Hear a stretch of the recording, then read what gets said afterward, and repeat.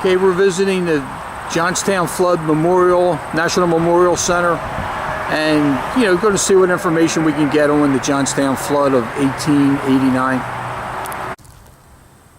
Yeah, when you arrive up here at the visitor center, you're going to come to a small, very nice and well-maintained parking lot. Enough, adequate parking for the amount of visitors that are here today, at least. And it's overlooking the valley which once was the lake before the flood. And here is a picture of the visitor center itself. The first exhibit you come to is just a map showing the trail of the flood, showing where you are, and basically informing you that right out in front, right beyond there, is where the lake was. And it goes from here to the left up the valley, went up for about 2 miles.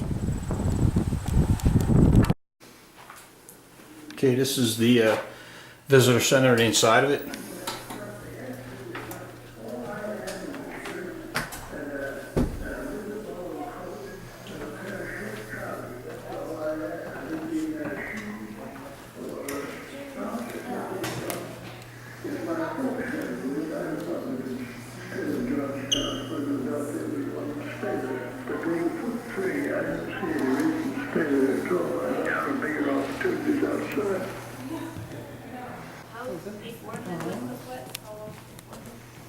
How many years before did it flood?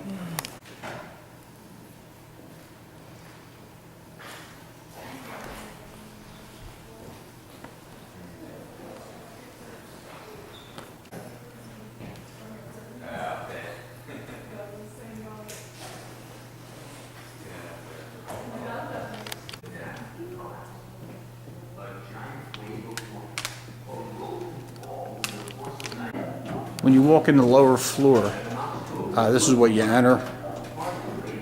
Again, there's a lot of information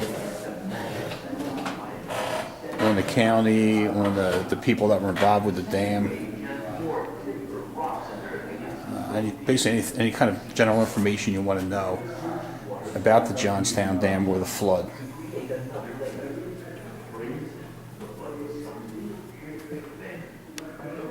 It was called the South Fork Fishing and Hunting Club. And it was mainly like wealthy people from Pittsburgh that were members of this club.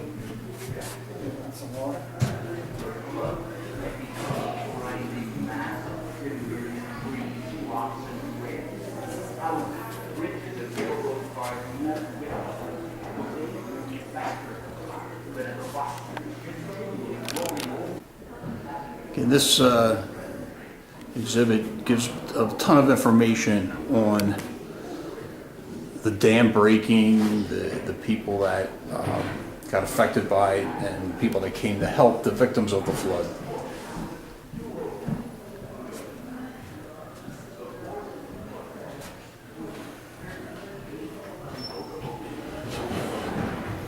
Okay, also this is talk about it's a natural tragedy, but there was a lot of debate on what actually caused it. Was it a faulty dam? Was it a neglected dam? Nobody really was held accountable for this. And this exhibit goes into a detail on that.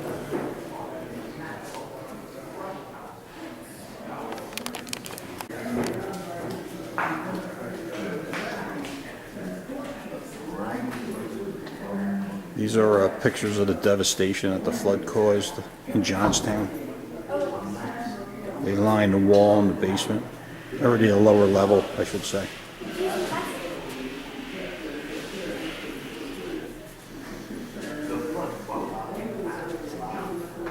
Smashed against West Pond Hill and hurled us backwater.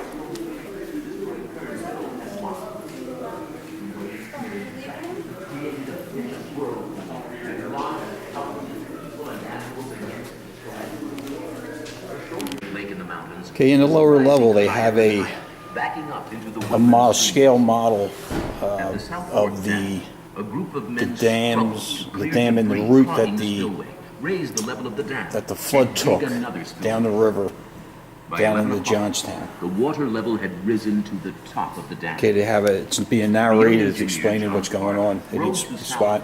The lights indicate the Shortly before where the water's at the the particular water time spilled over the dam.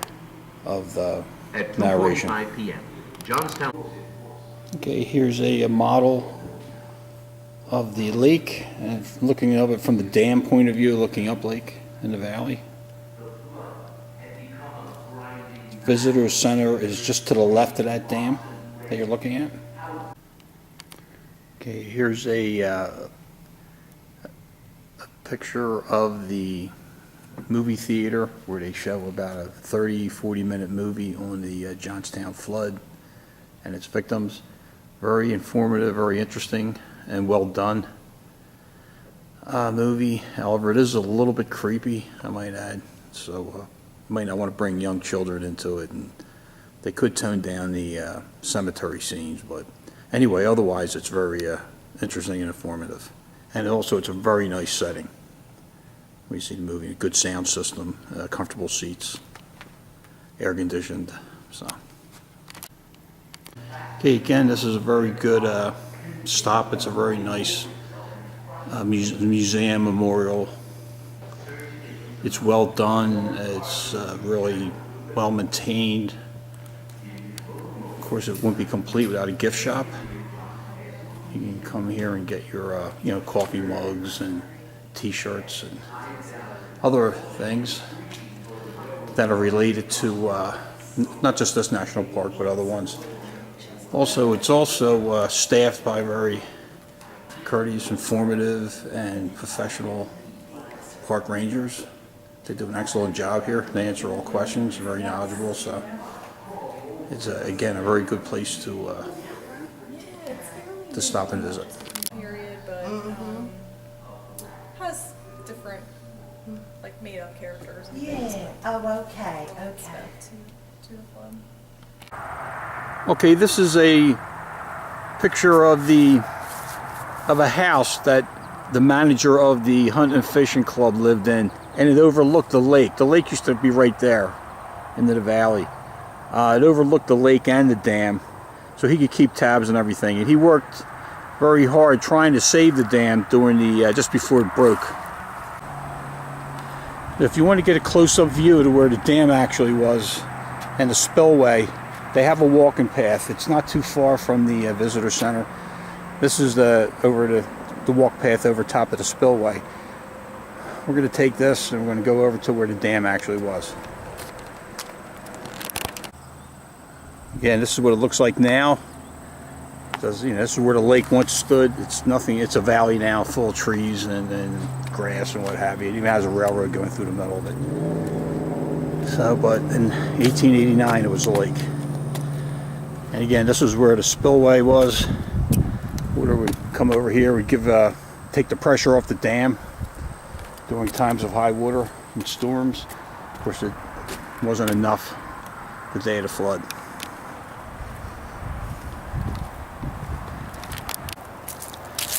And we're approaching the north side of the dam.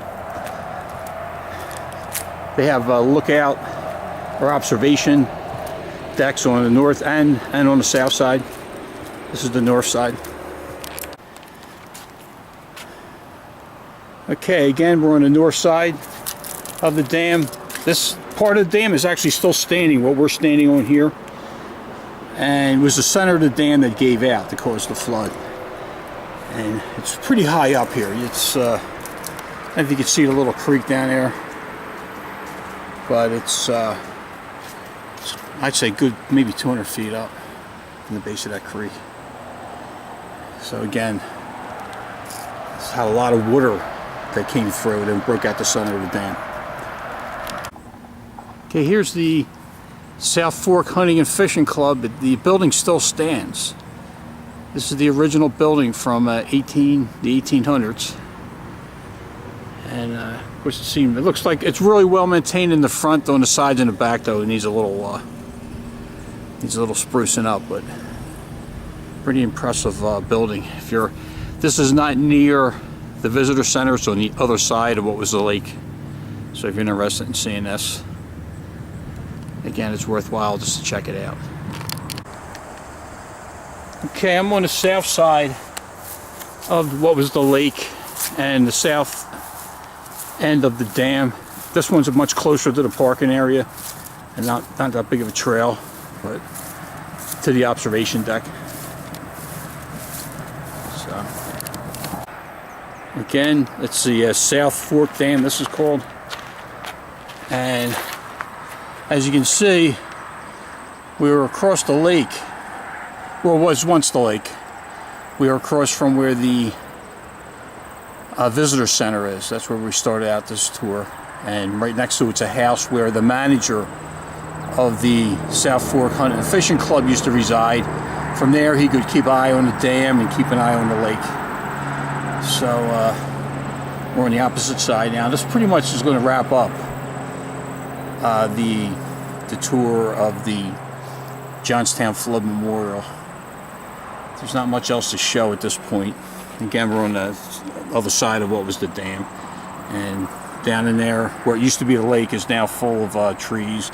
And also the town of St. Michael is also was part of the lake at one point until after the flood. Of course, they didn't rebuild the dam, and St. Michael was eventually built up.